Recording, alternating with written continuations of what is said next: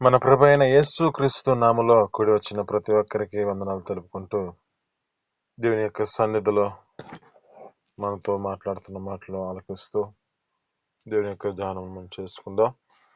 మొదటిగా దేవుని యొక్క కృప రెక్కల నీడలో ఎంతగానో ఈ గత సంవత్సరం అంతే సురక్షితంగా నన్ను కాపాడుతూ ఆయన సేవలో వాడుకున్న దాన్ని బట్టి ఎంతో కృతజ్ఞత ఆస్తుతులు చెల్లిస్తున్నాను. ఈ దినమైన ప్రత్యేకత ఏమిటంటే, నాకు దేవుడు ఈ యొక్క జన్మనిచ్చిన ఈ యొక్క పుట్టినరోజు దేవుడు ప్రత్యేకమైన స్థితిని నాకు అనుగ్రహించిన దాన్ని బట్టి నేను ఎంతగానో కృతజ్ఞతాస్తుతులు చెల్లిస్తున్నాను. నేను ఈ నెలే ఒక ప్రత్యేకంగా పుట్టిన దాన్ని బట్టి అయినను, అలాగే ఈ నెలలోనే నేను చనిపోవాలనే ఆలోచన చేత కూడా నడిపించబడిన స్థితిలో ఉన్నవాడిని. కానీ దేవుని యొక్క కృప ఎంతగానో ప్రేమిస్తూ 2012లో చనిపోవలసిన వాడిని అనుకున్నవాడిని దేవుని కృప రెక్కల నీళ్ళలో ఈ యొక్క 2026కి దేవుడు ఎంతగానో ప్రేమించి నడిపించిన దేవునికి ఎంతగానో కృతజ్ఞతాస్తుతులు చెల్లిస్తున్నాను. దేవుని యొక్క సన్నిధిలో పరిశుద్ధ గ్రంథం నుంచి మనం ధ్యానించుకుందామండి. యాకోబు రాసిన ఆదికాండం 25వ అధ్యాయము 19 వచనం మనం చదువుకుందామండి. ఆదికాండం 25వ అధ్యాయము 19వ వచనం.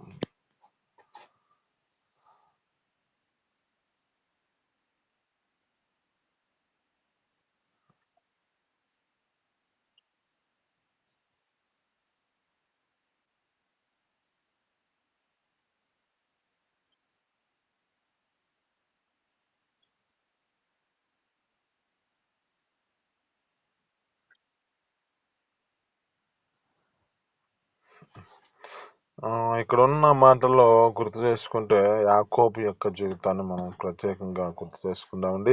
ఇక్కడ యాకోబు యొక్క ఈ యొక్క స్థితిని బట్టి, అక్కడ ఉన్న దాన్ని బట్టి మాట్లాడుతున్న మాటలు మనం గుర్తు చేసుకుందామండి.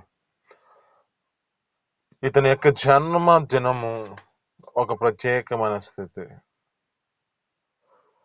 ఈ యొక్క వ్యక్తి ఇస్సాకు యొక్క కుమారులుగా కనపడుతున్న వారుగా కనపడుతూ ఉంటాడు. ఇతడు తనకు కలిగిన సోదరుడు ఏశావు కవలుగా జన్మించినప్పుడు అతడు మడిమిన పట్టుకొని ఆ యొక్క వ్యక్తి వస్తున్నవాడిగా ఉన్నవాడు. ఇతని యొక్క జన్మ అంటే, ఇతని యొక్క జన్మలో జ్ఞాపకం చేసుకుంటే ఆ యొక్క తల్లి గర్భములో ఉన్నప్పుడే పోరాడుతూ వచ్చిన వాడిగా కనపడుతూ ఉన్నవాడు. ఈ స్థితిలో ఈ యొక్క వ్యక్తి వచ్చిన వాడిగా కనపడుతున్న స్థితి యాకోబు యొక్క జీవితం. యాకోబు యొక్క జీవితంలో జ్ఞాపకం చేసుకుంటే, ఆ యొక్క స్థితిని గుర్తు చేసుకుంటే, ఇతడు ఒక ప్రత్యేకమైన జీవితం. ఇతడు నడిపించబడినట్లుగా ఈ యొక్క పరిశుద్ధ గ్రంథంలో నుంచి మనం ఎక్కువగా శాతం ఎవరిని చూడలేము. కానీ ఇతని ప్రత్యేకత ఏమిటంటే, ఇతడు తన యొక్క జీవితంలో దేవుని సన్నిధిలో ఒక పోరాడి గెలిచిన వాడిగా, దేవుని దూతతో తన జీవితంలో పోరాడి గెలిచి తన జీవితంలో కావలసిన ఆశీర్వాదాన్ని పొందుకున్న వ్యక్తిగా కనబడుతూ ఉంటాడు. ఈ యొక్క వ్యక్తిని జ్ఞాపకం చేసుకుంటే, తనకు కలిగిన తన యొక్క జీవితంలో జ్యేష్ఠత్వ హక్కును తను పొందుకున్న వాడిగా కనపడుతూ ఉంటాడు. అలాగే ఆ తండ్రి చేత ఆశీర్వాదము పొందుకున్న వాడిగా కనబడుతూ ఉంటాడు ఈ యొక్క వ్యక్తి.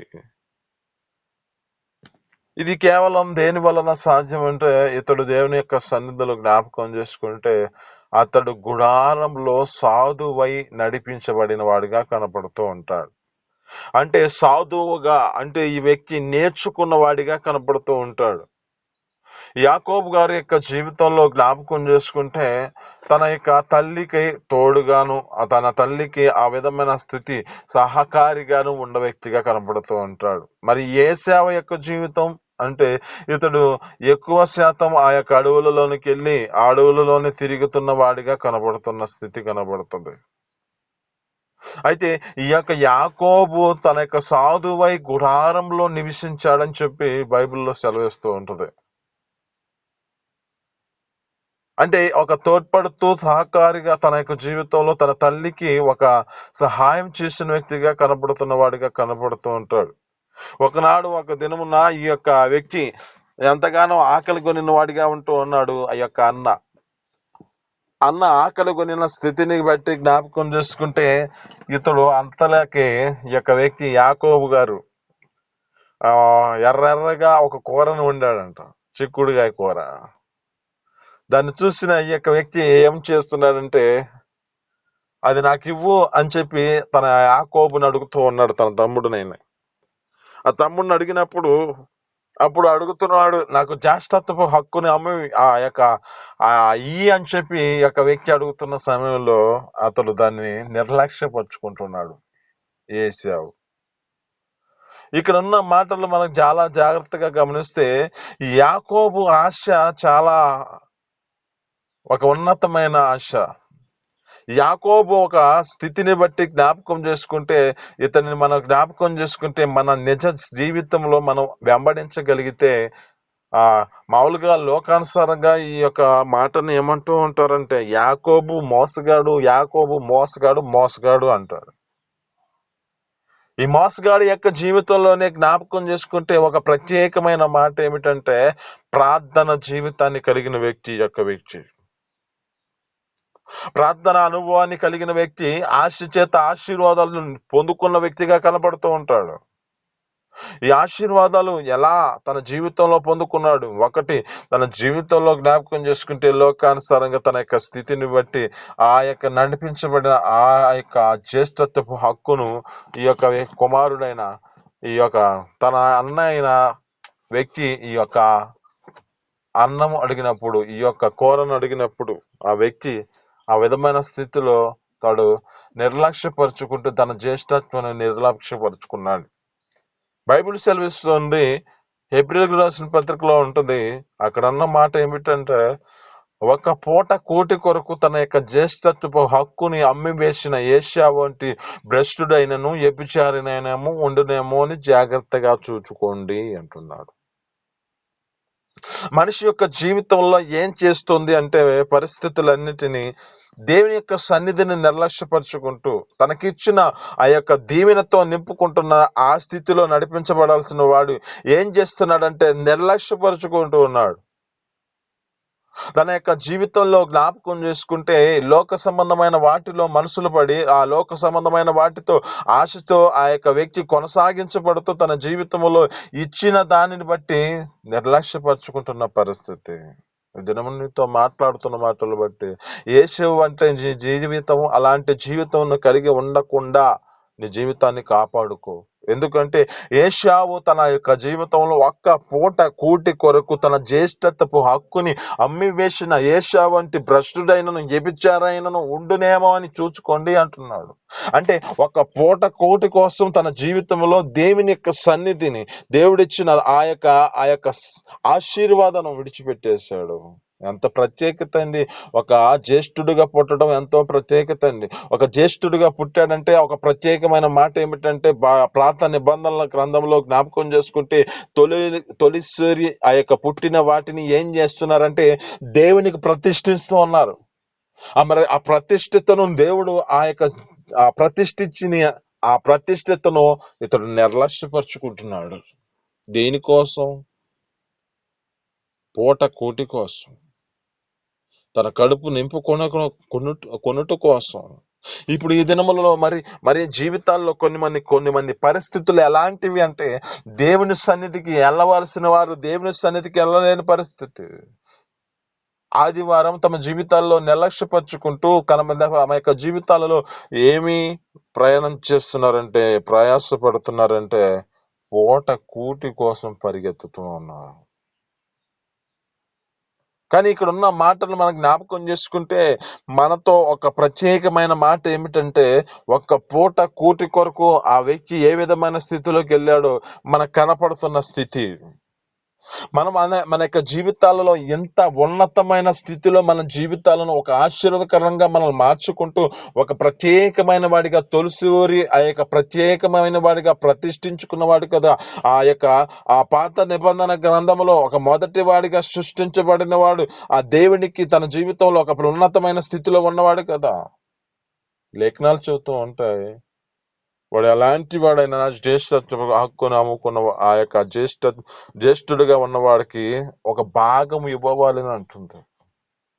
ఒక ప్రత్యేకమైన భాగం అతనికి ఎక్కువగా ఇవ్వబడి బైబిల్ సెలవిస్తుంది. అంటే అతని యొక్క ప్రత్యేకత, దేవుడు ఒక ప్రత్యేకమైన స్థితిలో ఆ వ్యక్తిని ఉంచుకున్నాడే. మరి ఆ పూట కూటి కోసం ఎందుకు?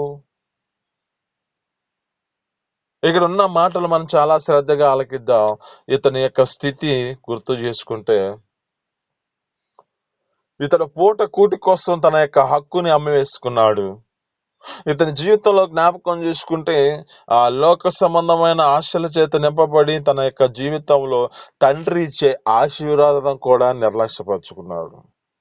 బైబిల్లో మనం జ్ఞాపకం చేసుకుంటే ఇస్సాకు వృద్ధుడైనప్పుడు ఏం చేశాడు?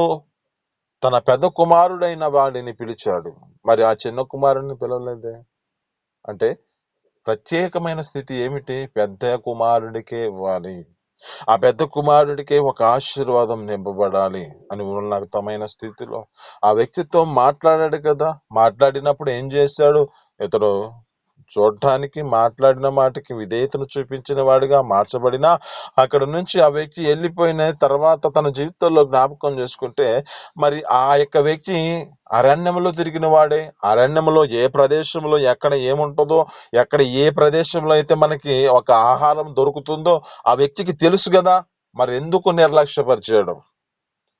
తండ్రి ఆశీర్వదిస్తానన్నాడు, నాకు భోజనం సిద్ధపరచు, నువ్వు ఆ యొక్క అడవికి వెళ్ళి ఆ యొక్క ప్రాంతంలో ఆ యొక్క తీసుకొచ్చి నాకు ఈ విధమైన స్థితిలో వాటిని నాకు వండి పెట్టి నాకు నువ్వు పెడితే నేను నిన్ను ఆశీర్వదిస్తాను. నేను ఇంకా మరణకరమైన స్థితిలోకి వెళ్తున్నాను, మరణ దినాలు ఎప్పుడు సంభవిస్తాయో తెలియదు అని చెప్పి సాగు చెబుతున్నప్పుడు ఈ మాటలకి ఆ యొక్క వ్యక్తి విధేయతను చూపించిన వాడిగా ఉన్నా ఇక్కడ అంటున్న మాటలు మనం చాలా జాగ్రత్తగా గమనిస్తే ఈ ఏప్రిల్కి రాసిన మాటలో చాలా మనం దాన్ని గమనిస్తే అంటున్న మాట, భ్రష్టుడు, వ్యభిచారి, తన జీవితంలో ఒక వ్యభిచారిగా లోక సంబంధమైన స్నేహంతో తన జీవితాన్ని నడిపించుకున్నాడు. తండ్రి పిలిచిన ప్రత్యేకమైన పిలుపుతో పిలుచుకొని అతనిని ఒక ప్రత్యేకమైన ఉన్నతమైన స్థితిలో ఉంచాలని ఆలోచన చేస్తే లోక సంబంధమైన ఆ యొక్క కోరికల చేత లోక సంబంధమైన వాటిలో తన జీవితాన్ని వాటిలో మునిగిపోయి తండ్రి చెప్పిన మాటను నిర్లక్ష్యపరుచుకుంటూ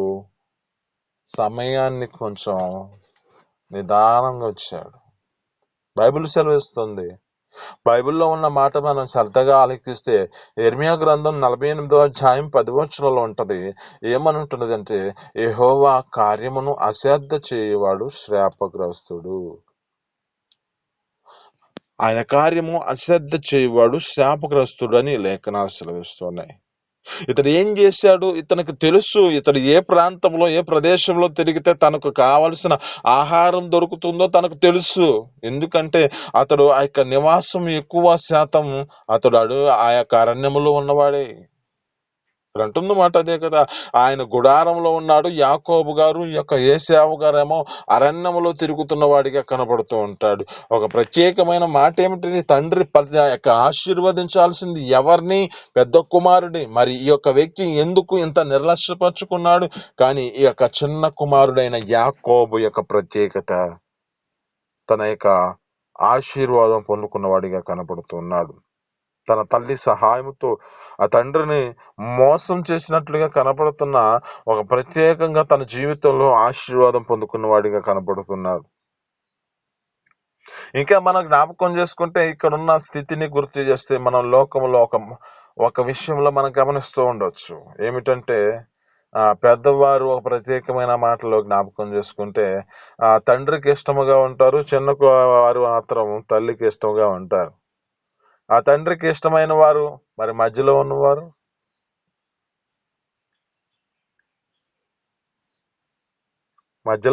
ఏమవుతారండి? ఒకసారి మీరు ఎక్కువసరికే సమాధానం చెప్పండి. దేవుని కృప వారి జీవితాల్లో జ్ఞాపకం చేసుకుంటే ఎక్కువ శాతం తమ జీవితాలలో తండ్రికి ఇష్టమైన కుమారుడు పెద్దగా ఉన్నవారిని ఇష్టపడుతూ ఉంటారు. ఆ యొక్క చిన్నవారిని తల్లి మాత్రమే ఇష్టపడుతూ ఉంటుంది. మనం గమనిస్తే ఈ మాటలు మనకు తెలుస్తూ ఉంటాయి. అయితే ఇక్కడ ఉన్న మాటలు మనం మన జీవితాల్లో జ్ఞాపకం చేసుకుంటే, ఈ యొక్క యాకోబు గారి యొక్క జీవితంలో బేతేలు అనుభవం అంటే అతడు ఒక ప్రాంతంలో జ్ఞాపకం చేసుకుంటే ఒక నిచ్చెన పరలోక రాజ్యం నుంచి, ఆ యొక్క పరలోక ప్రాంతం నుంచి, ఆ యొక్క ఆకాశము నుంచి కిందకి ఒక మెట్లు వేసి నిచ్చెన వేసి ఉంటే దాని మీదకి దూతలు ఎక్కుతూ దిగుతూ ఉన్నాయంట. ఒక ప్రత్యేకమైన మాట. వారి జీవితాల్లో ఈ విధమైన స్థితిలో అబ్రహాము తన జీవితంలో అబ్రహాముకి ఇచ్చిన వాగ్దానము ఈ యొక్క యాకోబు పట్ల కూడా స్థిరపరచబడి ఉన్నది. ఈ స్థిరపరచబడుటకు కారణం ఏమిటి అంటే, అతడు తన జీవితంలో ఒక ఆశీర్వదించబడిన వాడిగా, ఒక ఉన్నతమైన స్థితికి వస్తున్న వాడిగా కనబడుతూ ఉన్నాడు యాకోబు. పేరుకి మాత్రం మోసగాడే కానీ తన జీవితంలో ఒక ఉన్నతమైన స్థితికి, తను ప్రత్యేకమైన స్థితిలో వచ్చిన వాడిగా కనబడుతున్నాడు. ఇతని జీవితంలో జ్ఞాపకం చేసుకుంటే, ఇంకను ఈ యొక్క వ్యక్తిని జ్ఞాపకం చేసుకుంటే, ఆ దేవుని సన్నిధిలో ఆ దూతతో పోరినప్పుడు ఏమంటున్నాడంటే, నీ పేరు ఏమిటంటే యాకోబు అంటున్నాడు. యాకోబు కాదు, ఇక నీ పేరు ఇశ్రాయేలే అని చెప్పి అతడు ఒక వాగ్దాన పూర్వకంగా తన యొక్క జీవితంలో ఒక ఉన్నతమైన పేరు పొందుకున్న వాడిగా కనబడుతున్నాడు. ఇతని ద్వారానే ఈ యొక్క 12 గోత్రములు అతని ద్వారానే ఏర్పరచబడినగా కనబడుతుంది. యాకోబు యొక్క జీవితం వల్లే మన జీవితంలో మార్చుకుందాం. యాకోబు వల్లే మన స్థితిని మార్చుకుందాం. ఇంకా మనం జ్ఞాపకం చేసుకుంటే తన యొక్క అనుభవం ఏమిటంటే, తన యొక్క లాబాను గారు తనకు కలిగిన ఆ జీతాన్ని 10 మార్లు మోసపరిచాడంట, మార్చేశాడంట. ఎంతగా పనిచేసినా ఇక వ్యక్తి మాత్రమా తన ఈ విధమైన స్థితులకు వచ్చాడు. ఇంకా యాకోబు గారి జీవితంలో జ్ఞాపకం చేసుకుంటే లోక సంబంధమైనది ఒకటి ఉంది, ప్రేమ. ఈ ప్రేమ అతనిని ఏం చేస్తుందంటే, ఏ విధమైన స్థితికి వచ్చిందంటే, యాకోబు గారికి ఒకటి ఆ ప్రేమలో పడి తన జీవితంలో ఎన్నో సంవత్సరాలు గడిచిపోయినా ఏదో 3 రోజులు 4 రోజులు లాగా ఉంది. కానీ ప్రత్యేకమైనది ఏమిటంటే, తను ఏ విధమైన స్థితిని బట్టి ఎంత మోసపరిచినా అతని మీద ఆ యొక్క వ్యక్తి కోపపడిన వాడిగా ఉండాలా. అతడు ఇంకా ఆ ప్రదేశంలో అన్నిటిని తీసుకొని పారిపోలా. ఒక నమ్మకంగా జీవించాడు ఆ వ్యక్తి. నమ్మకంగా జీవించిన వారి జీవితాల్లో ఇంకా ఒక ప్రత్యేకముగా పోరాడి అతనితో ఆ యొక్క వ్యక్తితో ఆ విధమైన స్థితిలోనికి వచ్చిన తర్వాత ప్రత్యేకంగా ఆయనకి ఇవ్వాల్సినవన్నిటినీ దేవుడు సమస్తము సమకూర్చేశాడు. ఇతనితో ఆ యొక్క స్థితిని బట్టి ఇతడు ఒక దేవుని సన్నిధిలో ఒక గొప్పవాడిగా కనబడుతూ ఉన్నాడు యాకోబు గారు. ఇతని జీవితంలో జ్ఞాపకం చేసుకుంటే, అంత్య దినాలు సమీపించేటప్పుడు వారిని తన కలిగిన కుమారుల్ని ఆశీర్వదించాడు. తనకు కలిగిన వారందరినీ ఆ యొక్క వ్యక్తి ఆశీర్వదించిన వారిగా కనబడుతూ ఉన్నాడు. యాకోబు యొక్క జీవితంలో ఎలా నడిపించబడ్డాడు, అలాంటి ఆశీర్వాదాలు మన జీవితాల్లో కూడా పొందుకుందుము గాక. ఇంకా ఈ మాటలు మీ వెనుకడలు దీవించి ఫలించును గాక.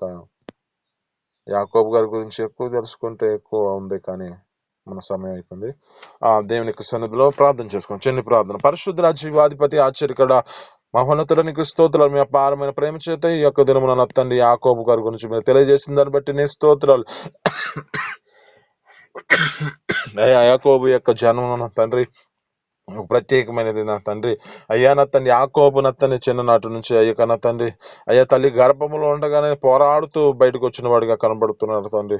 అయ్యా మా జీవితాల్లో కూడా మేము ప్రత్యేకమైన స్థితిలో మా జీవితాలు కూడా నీ సన్నిధిలో నా తండ్రి మా జీవితాలు ఏ విధంగా యాకోబు ఏ విధంగా పోరాడి తన జీవితంలో అయ్యా నా తండ్రి అయ్యా దూతతో పోరాడి నా తండ్రి జయం పొందుకొని ఆశీర్వాదాలతో నింపబడ్డాడు. అటు కృప మా జీవితాలు కూడా అనుగ్రహించి మీ సన్నిధిలో నిలబెట్టుకొని నీకే మహిమ ఘనత ప్రభావాలు తెచ్చుకోమని యేసు పరిశుద్ధ నామములో పొందుకొని చేస్తున్నాను తండ్రి. ఆమేన్.